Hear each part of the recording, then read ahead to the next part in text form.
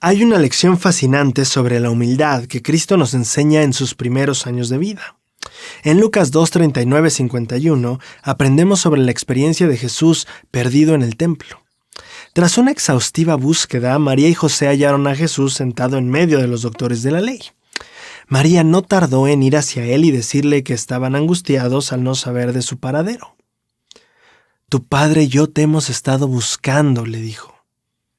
Pero Jesús respondió: «¿Por qué me buscabais?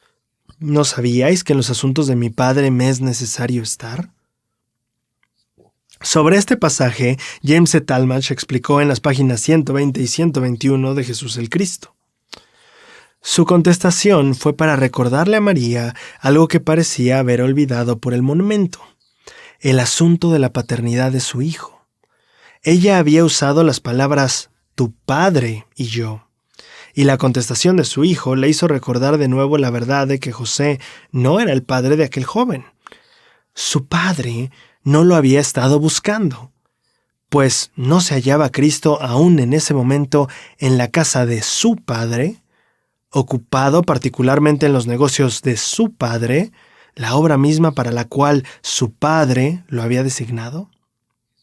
Jesucristo, concluye Talmage, mostró indiscutiblemente que reconocía como su padre no a José de Nazaret, sino al Dios del cielo.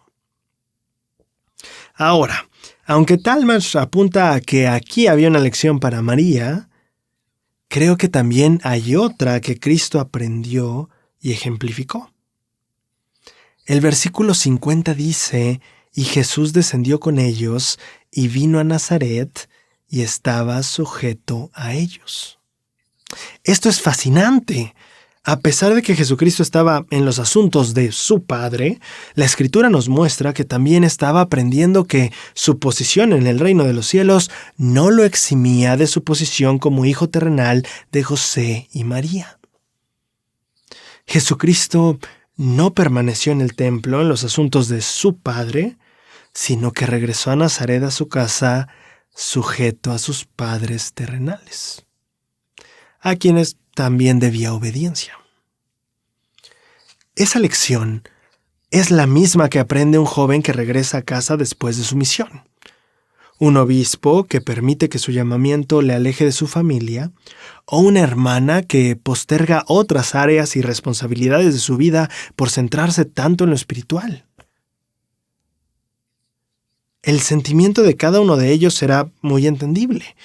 Quieren centrarse en lo espiritual y tal vez hasta piensen que ajustar su vida para tener menos actividades eclesiásticas podría decepcionar a Dios por estar eligiendo cosas terrenales.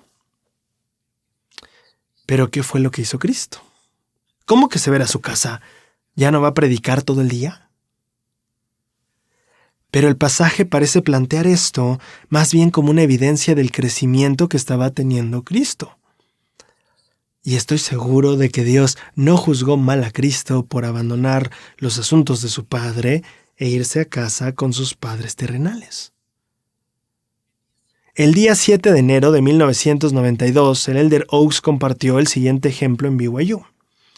Cuando servía en una presidencia de estaca, un hombre me presumió de la forma en la que había logrado preservar su objetivo de asistencia perfecta a nuestras reuniones de liderazgo en la estaca. Se le pidió que se presentara a su cambio de turno en un momento de una de nuestras reuniones de la estaca. Cuando su jefe le negó la solicitud del permiso para asistir a la reunión de la iglesia, me dijo con orgullo que llamó y dijo que estaba enfermo para poder venir de todos modos. Vigilé a ese hombre desde entonces, dice el Elder Oaks. Me pregunto si robaría dinero para pagar su diezmo. Pueden pensar que es un ejemplo extremo, pero ilustra el punto que deseo hacer. No podemos estar tan preocupados por nuestras metas que pasemos por alto la necesidad de utilizar medios justos para alcanzarlas. Los medios justos que menciona el Elder Oaks sin duda incluyen el respeto ante las leyes, gobernantes, empleadores y padres a los que estamos sujetos. Pero creo que por medios justos también podemos hablar de formas justas. No es justo que el hombre robe a Dios. Pero ¿sería justo que le robe a su propia familia? ¿Y si le robara a su trabajo? Si un reino dividido contra sí mismo no puede permanecer, ¿qué pasa con la persona que ni siquiera se da tiempo para sí misma? ¿No sería esto injusto hacia él o ella misma? Entender esto es entender que antes de decir a Dios lo que es de Dios, Cristo también dijo al César lo que es del César. Y podríamos agregar a la familia lo que es de la familia, a la esposa lo que es de la esposa, al esposo lo que es del esposo, al trabajo lo que es del trabajo, y así con cada área de nuestra vida.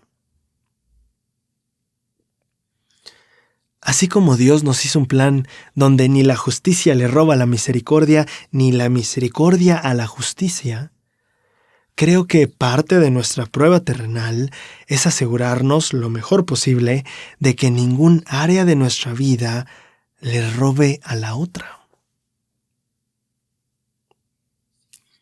Si Cristo es nuestro ejemplo perfecto, debemos aprender que aunque nosotros también tenemos los asuntos de nuestro Padre, no podemos excusarnos en ellos para desatender a nuestra familia, trabajo o crecimiento personal. Pero Braulio, lo espiritual es más importante. Sí, y Cristo sabía que su padre no era José y por ende su padre en los cielos tenía más autoridad. Pero aún así la Escritura dice que se fue con ellos a Nazaret y se sujetó a ellos. La Escritura no dice se sujetó a María, quien sí era su madre, sino dice a ellos, sus padres terrenales. Muchas veces podríamos, como el pequeño Jesús, pasar por alto nuestros asuntos terrenales por enfatizar y apasionarnos por los celestiales. Pero por más que el reino de los cielos esté sobre todo reino, nuestro deber es reconocer los deberes terrenales y mostrar la humildad y rectitud que mostró Cristo al sujetarse a ellos.